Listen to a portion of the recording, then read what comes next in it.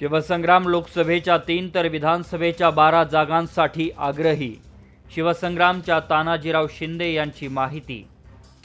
Doctor ज्योतिताई विनायकराव मेटे यांच्या मार्गदर्शनाखाली पुण्यात शिवसंग्रामच्या पदाधिकाऱ्यांचं राज्यस्तरीय मार्गदर्शन शिबिर नुकतंच संपन्न झालं आहे। या दरम्यान महायुतीचा घटक पक्ष म्हणून शिवसंग्रामने आगामी लोकसभा निवडणुकीत 3 तर विधानसभा निवडणुकीत 12 जागांसाठी आग्रह धरला।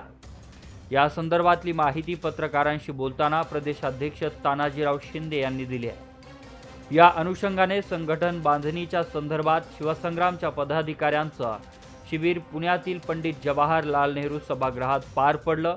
यावेळी डॉक्टर ज्योतिताई विनायकराव मेटे आणि प्रदेशाध्यक्ष तानाजीराव शिंदे यांनी पदाधिकारी आणि कार्यकर्त्यांशी संवाद साधला।